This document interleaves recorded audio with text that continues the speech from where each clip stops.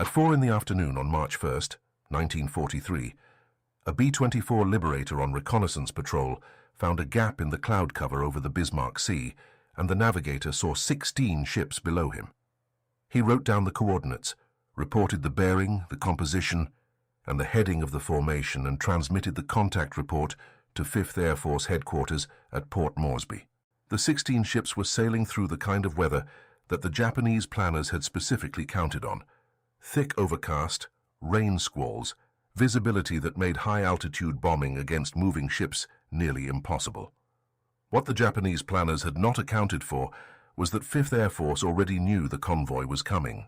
Allied codebreakers operating under the Fleet Radio Unit Melbourne had decrypted the sailing orders and the convoy's intended destination before the ships left Rabaul. General George Kenny, commanding the 5th Air Force, had spent those intervening days training his crews specifically for this convoy. The convoy had sailed into a trap it had no knowledge of, with weather protection that would not protect it against the specific form of attack it was about to receive. 8 Japanese transports, 8 escorting destroyers, 6,900 soldiers of the 51st Infantry Division, all 8 transports sunk, 4 destroyers sunk. Approximately 800 soldiers reached their intended destination at Lae. The Allies lost 13 men and 6 aircraft. Japan never again attempted to use a large convoy to reinforce its New Guinea garrisons. The supply problem that the battle created for Lieutenant General Adachi's Japanese 18th Army would become a direct and decisive cause of that army's destruction across the next 2 years of the New Guinea campaign. The Battle of the Bismarck Sea lasted 3 days. Its consequences lasted until the Japanese surrender. I spent 8 hours writing, editing, and researching this story to get every number and every date in this account exactly right, because the Battle of the Bismarck Sea was effectively won before the first Allied aircraft took off, designed to destroy a specific target before that target sailed, and executed with a technique that Japan had no countermeasure for because Japan did not know the technique existed. If this story matters to you, like this video. Just like. That is all. Thank you. Lae sat on the northern coast of New Guinea, connected by relatively sheltered sea lanes to Rabaul and by dense jungle to nothing that the Japanese could effectively supply in early 1943. The Japanese had held Lae since the opening months of the war and had built it into the most operationally significant base on the northern coast, a developed airfield, a harbour capable of handling supply ships, and a logistics hub from which operations against the Allied positions to the south and east could be sustained. The Allies understood precisely what Lae was and what its loss would mean for the Japanese position in New Guinea. General Douglas MacArthur, commanding Allied forces in the Southwest Pacific, had built his operational concept around the premise that New Guinea was the geographic corridor to the Philippines, and that control of that corridor ultimately required control of the airfields along its northern coast. Lae was the geographic and logistical centerpiece of the Japanese side of that strategic argument, and both sides understood this clearly. By early 1943, the Japanese position at Lae was under pressure from several directions simultaneously. The failed Japanese offensive against the Australian-held airfield at Wau in late January had consumed supplies and manpower without achieving its objective. Guadalcanal had been evacuated by the Japanese in February of 1943, freeing Allied command attention and air resources to concentrate on New Guinea. Lieutenant General Hatazo Adachi, 50 years old, the commander of the Japanese 18th Army at Rabaul, needed the 51st Division at Lae and needed it in March. The division's 6,900 soldiers, with their artillery pieces, ammunition and equipment, represented the difference between holding the position at Lae and losing it to the Allied offensives that MacArthur was preparing. There was no practical alternative to sending them by sea transport. The land routes from Rabaul were not capable of moving 6,900 soldiers with their equipment. The alternative to sending the convoy was surrendering Lae without a fight. The Japanese commanders in Rabaul understood the risk. They had attempted to send the 102nd Infantry Regiment to Lae in January of 1943 and had lost 2 transports during that convoy, though 3/4 of the regiment reached Lae safely despite those losses. The lesson the Japanese drew from the January convoy was that the next attempt would need stronger fighter cover, more favorable weather, and a heavier destroyer escort. Rear Admiral Masatomi Kimura, 50 years old and an experienced surface warfare commander, was given 8 destroyers and assigned to escort 8 fully loaded transports through the Bismarck Sea to Leh. The convoy would be covered by approximately 100 Zero fighters operating in rotation from the airfields at Leh and Rabaul, maintaining a continuous combat air patrol above the formation. The weather forecast predicted cloud cover and rain squalls that would disrupt high-altitude bombing. The planning staff calculated that the combination of fighter escort overhead, bad weather disrupting bombing accuracy, and the destroyer formation's anti-aircraft fire would provide sufficient protection for the crossing. The planning staff at Rabaul did not know that skip bombing existed as a developed operational technique. General George Kenny, 54 years old, had taken command of the 5th Air Force in August of 1942, with a reputation for tactical innovation and an understanding that the war in the Southwest Pacific would be decided by air power. He had immediately recognized that his primary operational problem was not Japanese fighters or Japanese airfields. His primary operational problem was that his bombers, flying at the altitudes and with the equipment available in 1942, could not reliably hit moving ships at sea. High-altitude bombing against moving ships at sea required precision that the technology of 1942 could not consistently deliver. A transport ship capable of maneuvering at 15 to 20 knots was a very difficult target, for a bomb dropped from 20,000 feet, even with the best bombing computers and release mechanisms available to the 5th Air Force. Kenny needed a fundamentally different approach to attacking ships from the air. His solution came from combining 2 things: a technique called skip bombing that had been experimented with in other theaters of the war, and a man named Paul Gunn. Paul Gunn, known to everyone in the 5th Air Force as Pappy, was 45 years old and a former United States Navy pilot who had been flying commercial routes in the Philippines when the war began and had chosen to stay and serve rather than evacuate his family and accept reassignment. He was not a formally trained aerospace engineer. He was a working mechanics mechanic, a man who could look at an existing aircraft design and immediately identify what needed to be changed in order to accomplish a specific tactical requirement. What Kenny specifically needed to accomplish was to fly B-25 Mitchell medium bombers at mast height directly over a Japanese convoy and deliver bombs that would skip across the water surface and detonate against the ship's hulls at or below the waterline. The problem was that mast height over a Japanese convoy meant flying through the anti-aircraft fire of every gun on every ship in the formation simultaneously at effective point-blank range. Gunn's solution was specific. He removed the bombardier's compartment in the nose of the B-25 and replaced the entire station with additional forward-firing machine guns mounted in a reinforced nose section. A B-25 modified by Gunn carried 8 50-caliber machine guns pointing directly forward, all firing simultaneously when the pilot pressed the trigger. The pilot flew the aircraft directly at the ship at masthead height, the forward guns suppressing the anti-aircraft gun crews on the decks below, and then released the 500-pound bomb at low altitude, allowing it to skip across the surface of the water and detonate against the hull. The modification transformed the B-25 from a conventional medium bomber into a purpose-built anti-shipping weapon in a form that no Japanese naval commander had encountered in combat before and against which no established defensive doctrine had been developed. The Beaufighters of the Royal Australian Air Force would play the complementary role. The Bristol Beaufighter was a twin-engine heavy fighter capable of carrying 20mm cannon and 303 caliber machine guns in the nose and wings, with enough forward firepower to sweep a ship's deck before the skip bombers arrived. The Beaufighters would fly in at mast height several seconds ahead of the B-25s, strafing the decks of the Japanese ships and suppressing the anti-aircraft gun crews, creating the brief window in which the skip bombers could make their attack runs without facing full defensive fire. The attack sequence had been designed with specific care. Beaufighters arriving first at mast height to suppress the gun crews, B-25s immediately behind to deliver the skip bombs, and the B-17 heavy bombers at altitude pressing the Japanese ships to maneuver and preventing them from organizing a steady anti-aircraft defense at any single level. Kenny had been training his crews on this specific attack combination for weeks before the convoy sailed.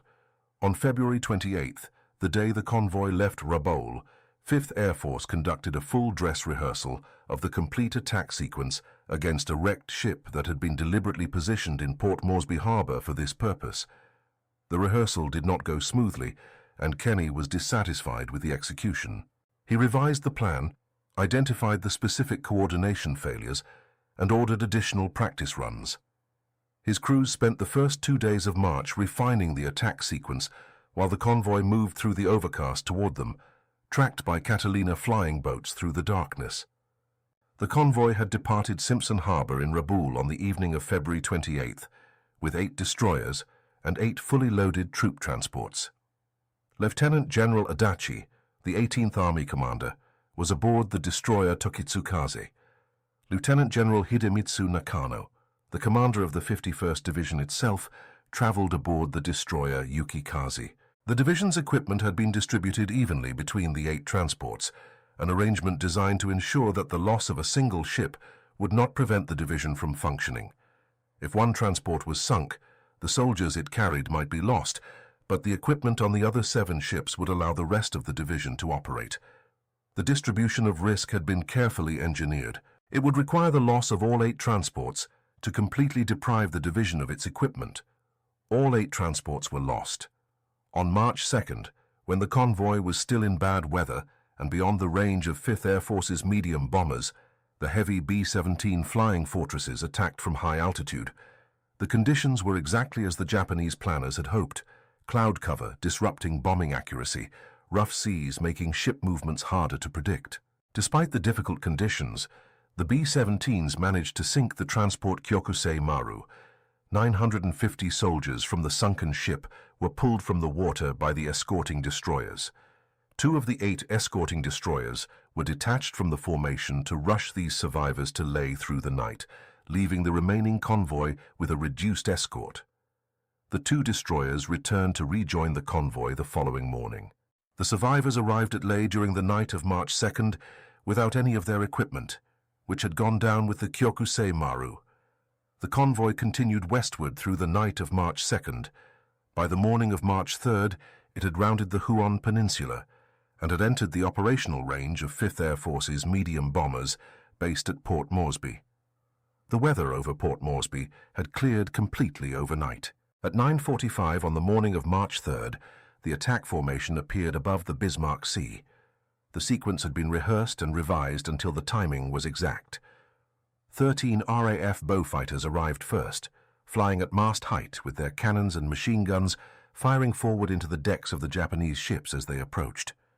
The Japanese anti-aircraft gun crews, who had been at their stations continuously since the convoy entered the Bismarck Sea, found themselves being strafed from a low angle and at a closing speed that gave them only seconds to respond effectively. On the Japanese destroyers, the anti-aircraft gun training and fire control had been organized around the expected threat: aircraft attacking from altitude. The threat that arrived on March 3rd came from the surface of the water. Immediately behind the Beaufighters came the modified B-25 Mitchells.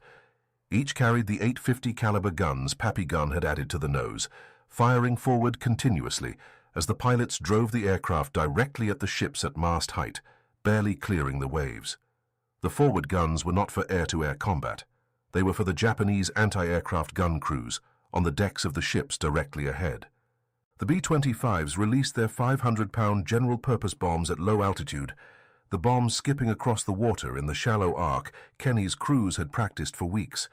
A bomb that skipped into a ship's hull at the waterline did not need to penetrate heavy armor plate to cause fatal damage. It detonated against the hull itself, at or below the waterline, where the flooding it caused began immediately, and the damage control systems of a transport ship could not control it. Above the mast-height attacks, the B-17 flying fortresses at high altitude forced the Japanese ships to maneuver continuously, preventing them from establishing a steady anti-aircraft fire platform at any single altitude. The ships that maneuvered to avoid the high-altitude bombs were still in the water when the Beaufighters arrived at mast height moments later.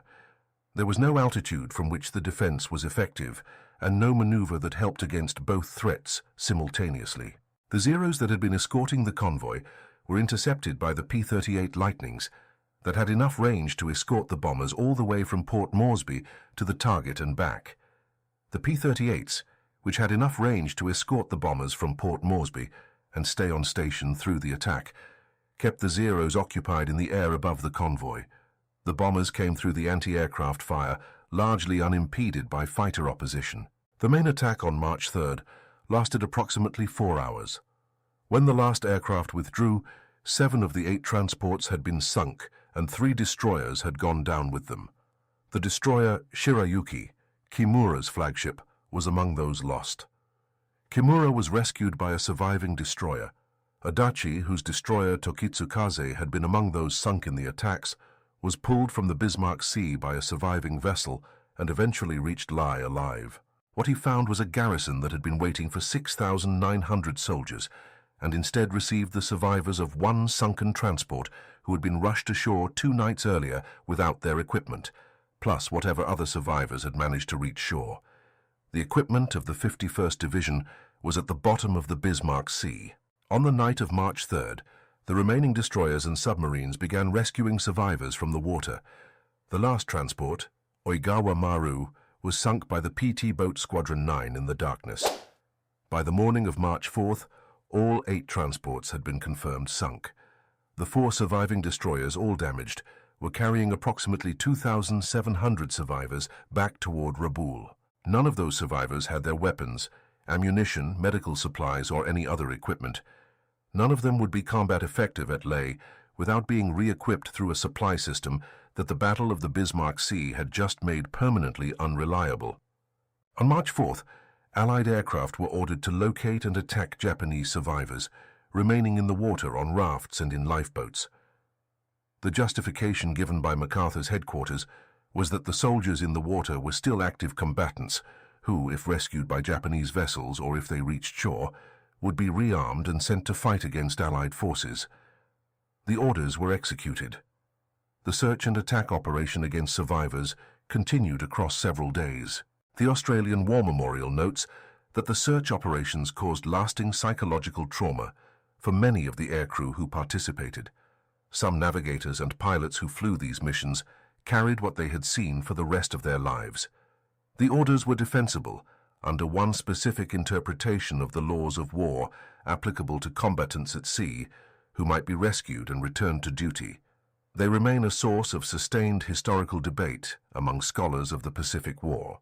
The planning staff's weather calculation was not wrong in principle.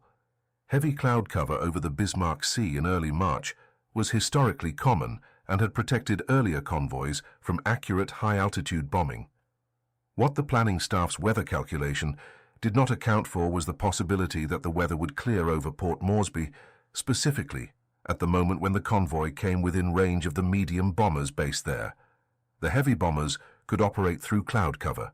The medium bombers, the B-25s modified for skip bombing, were most effective in clear conditions at low altitude. The weather that closed over the Bismarck Sea on March 1st and 2nd was exactly the weather that would have protected the convoy against the old attack methods. The clear skies that appeared over Port Moresby on the morning of March 3rd were precisely what the skip bombing method required to be most effective. The distribution of equipment across 8 ships had also been a careful piece of logistics planning.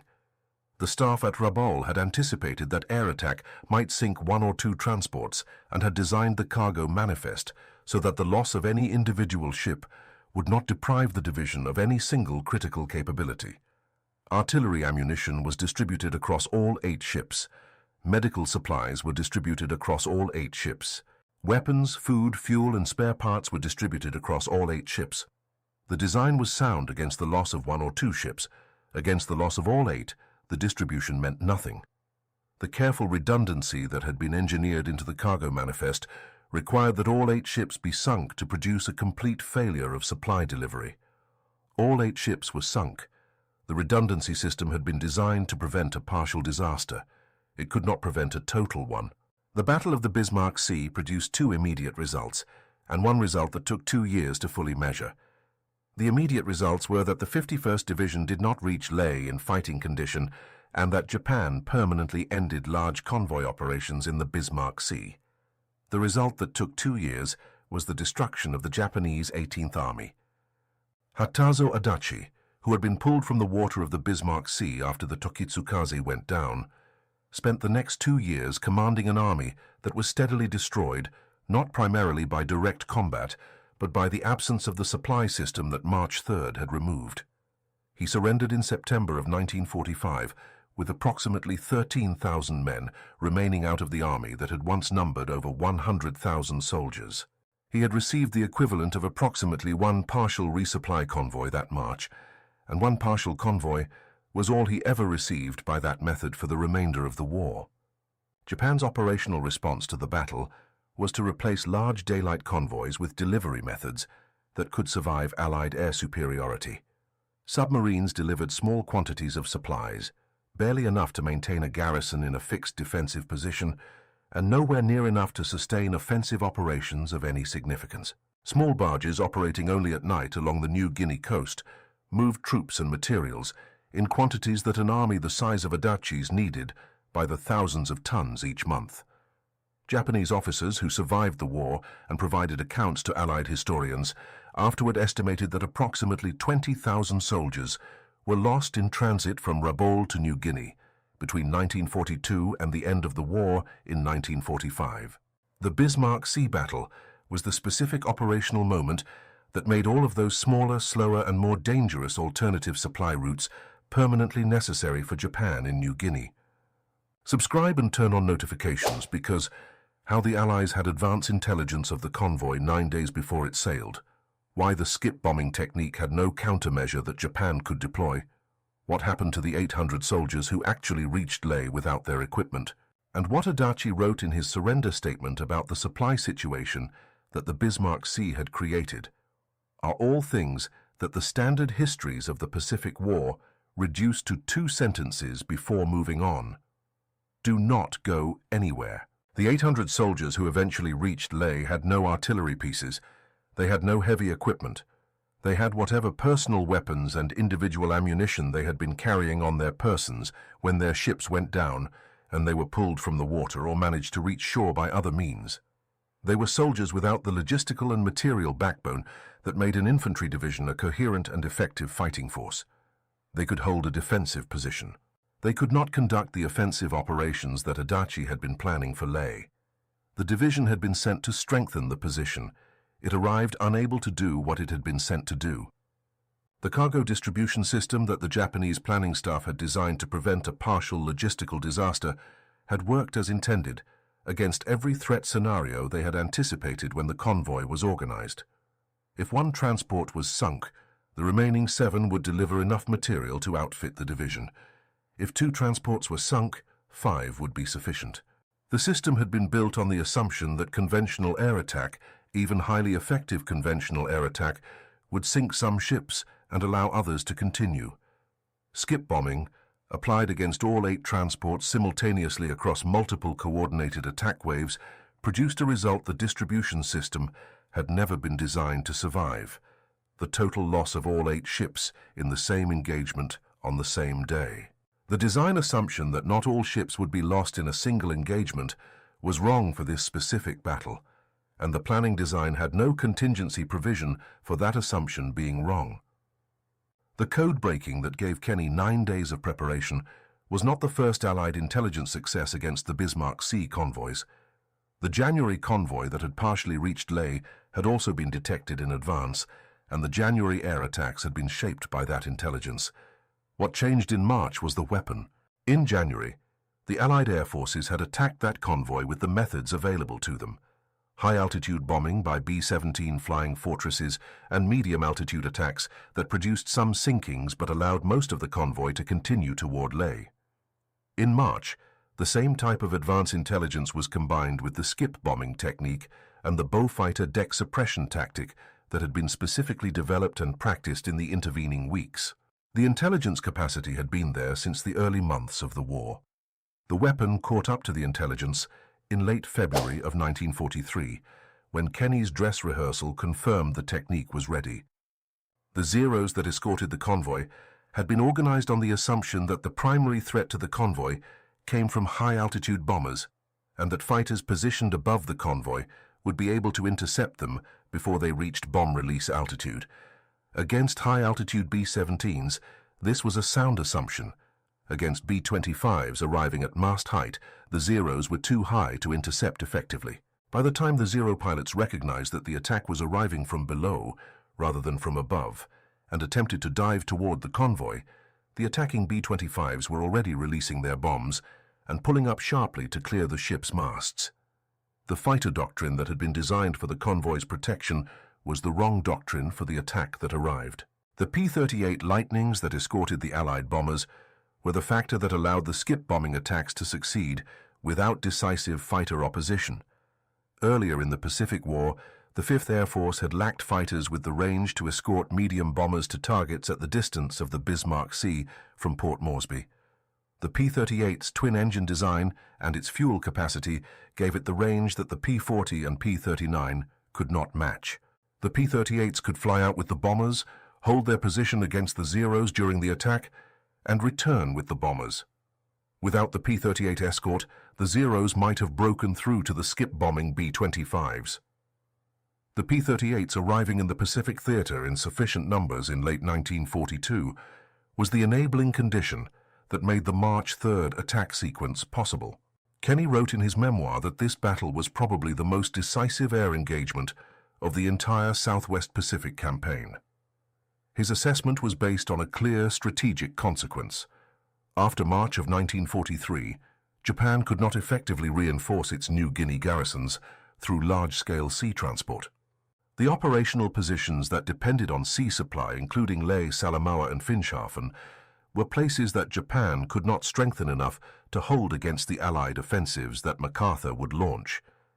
Lae fell to Allied forces in September of 1943. Adachi, who had arrived at Lae from the Bismarck Sea water in March of that year, was not in Lae when it fell. He had withdrawn inland with his steadily diminishing army. February 28th, 16 ships depart Rabaul. 5th Air Force dress rehearsal against Port Moresby wreck. Results unsatisfactory. Kenny revises plan. March 1st, 04. So, B-24. Liberator on patrol detects convoy through cloud break. Contact transmitted to Port Moresby. March 2nd. High-altitude B-17 attacks begin. Kyokusei Maru sunk. 950 survivors rescued by destroyers. 2 destroyers detached to run survivors to Lae overnight. March 2-3, night. RAF Catalina's track convoy through darkness. March 3rd, dawn. Weather over Port Moresby clears. Full attack force launches. Beaufighters, B-25s, B-17s, P-38 escort. March 3rd, Aero 9:45. Main attack begins. Beaufighters suppress gun crews. B-25s deliver skip bombs. P-38s hold Zeros above. 7 transports sunk, 3 destroyers sunk. Tokitsukaze, Adachi's ship, sunk. March 3rd night, PT boats attack remaining ships. Last transport sunk. March 4th. All 8 transports confirmed sunk. Allied aircraft ordered to attack survivors in water and lifeboats. Operation continues several days.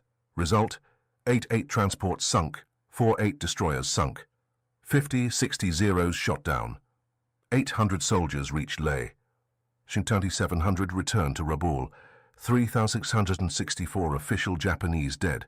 September 1943. Lae falls to Allied forces. Adachi withdraws inland. September 1945. Adachi surrenders at Cape Woolm with 13,000 survivors of the 18th Army. The 4 factors that produced the outcome of the Bismarck Sea were the advance intelligence that gave Kenny 9 days of specific preparation, the skip bombing technique that Japan had no effective defense against, the P-38 escort that kept the Zeros away from the attacking bombers, and the multi-altitude attack sequence that prevented effective anti-aircraft concentration at any single level. The first factor was intelligence. Kenny did not begin training his crews for a convoy attack on March 3rd. He began training them for a convoy attack on a date that the codebreakers had identified weeks in advance. The rehearsal on February 28th was timed to the convoy's departure date. The revisions to the attack plan that Kenny ordered after the rehearsal had 9 days to be implemented before the convoy was in range. Intelligence without the right weapon produces attacks that may sink individual ships, but allow others to reach their destination. The right weapon without intelligence produces attacks against convoys whose location must be found rather than anticipated. In March of 1943, 5th Air Force had both. The second factor was the skip bombing technique itself. The technique was not secret in concept. Dropping bombs at low altitude to skip them across the water was a method that had been tested in other theaters. What was new in the Southwest Pacific in March of 1943 was the systematic combination of skip bombing with the Beaufighter deck suppression role and the specific B-25 modification that Pappy Gunn had developed and refined. The Beaufighters neutralized the deck gunners as they arrived first at mast height. The modified B-25s, with their 8 forward-firing 50-caliber guns firing simultaneously, suppressed any remaining resistance as they flew directly at the ships. The skip bombs hit below the waterline, where transport ships could not absorb the damage. The complete combination had never been employed at scale against an enemy convoy before March 3, 1943. It worked at full operational scale on the first time it was deployed. The third factor was the P-38 escort and what it removed from the Japanese defensive equation. The Zeros that covered the convoy had been positioned according to sound standard doctrine for the wrong kind of attack. They were positioned to intercept high-altitude bombers and were engaging American fighters when the low-level attack arrived. Without the P-38s occupying the Zeros would have been free to dive on the attacking B-25s. The B-25s flying at mast height were at their most physically vulnerable to fighter attack during the attack run itself, when they could not maneuver. The P-38 escort removed that vulnerability by keeping the Zeros engaged elsewhere. The fourth factor was the multi-altitude attack structure that Kenny had designed in the weeks of preparation. The high-altitude B-17s forced the ships to maneuver continuously. Maneuvering ships cannot maintain a steady anti-aircraft fire platform. Beaufighters at mast height suppressed the deck guns. B-25s immediately behind the Beaufighters delivered the bombs at the moment when the deck gun crews were most disrupted. No single anti-aircraft defensive response was effective against all 3 attack altitudes simultaneously.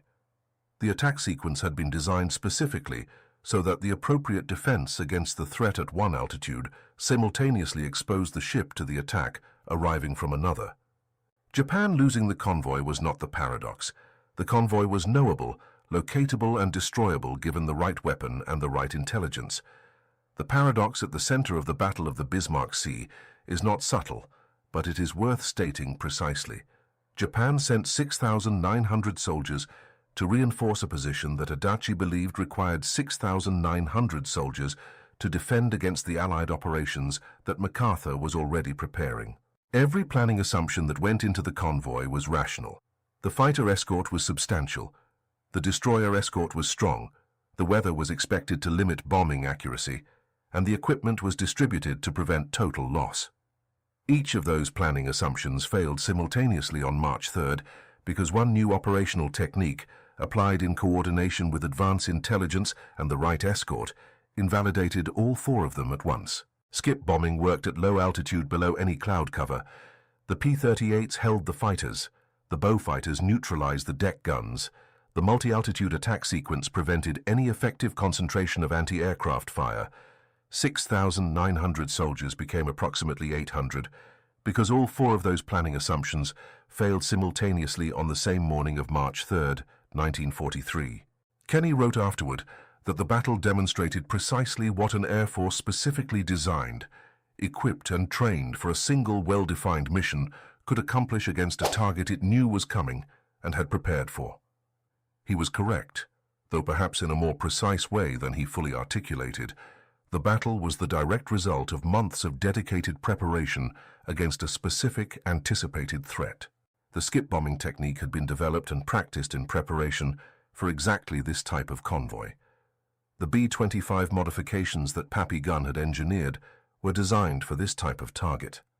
The P-38 escort doctrine had been refined for this distance and duration. The dress rehearsal on February 28th had been conducted for this specific convoy.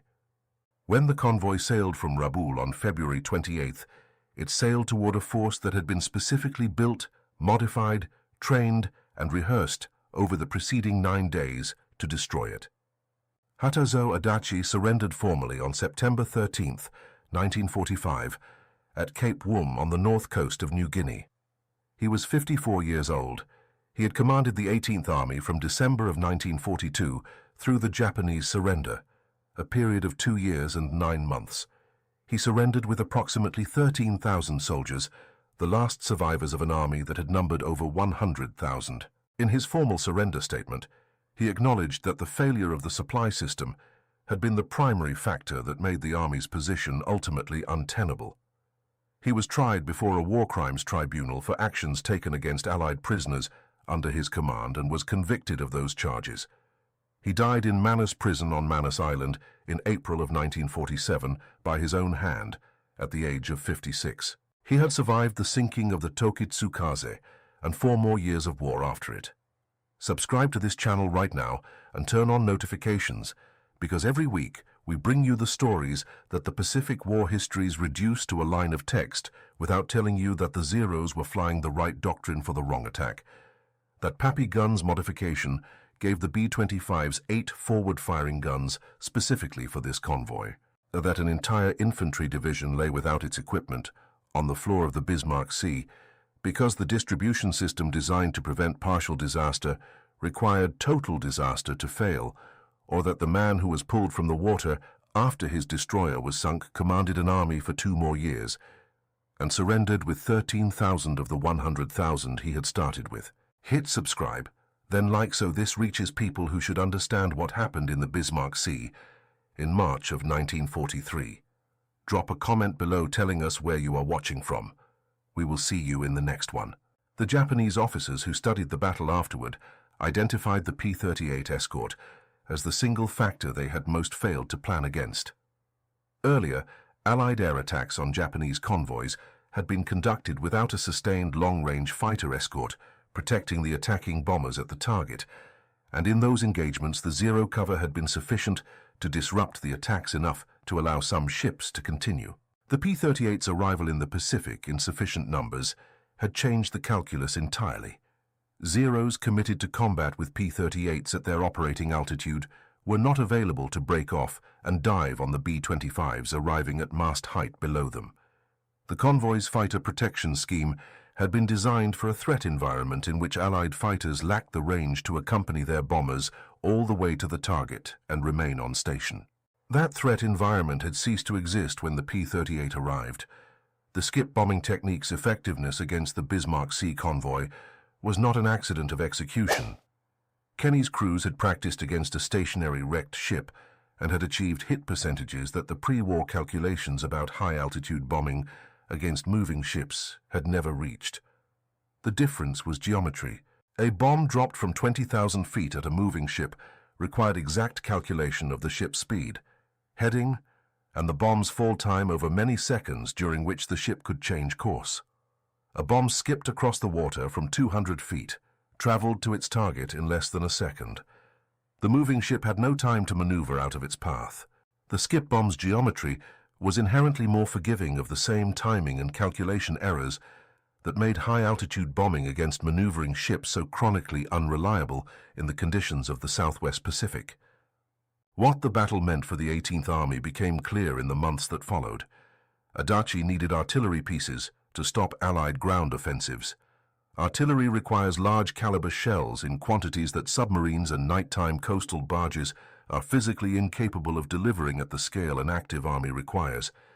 Adachi needed medical supplies in large quantities. Medical supplies in the quantities that an army operating in the New Guinea jungle requires cannot be delivered in small boats. He needed food in the quantities an army consumes. The jungle of New Guinea, which had already proven fatal to Japanese soldiers who attempted to live off the land, provided no reliable source of nutrition for an army trying to maintain a defensive perimeter. What arrived by submarine and small coastal boat was inadequate by definition for an army trying to hold and defend a significant portion of New Guinea's northern coast. The Bismarck Sea battle had not merely prevented the 51st Division from reaching Leh in fighting condition. It had established the supply ceiling that would define the operational limit of every subsequent Japanese action in New Guinea from March of 1943 through the end of the war.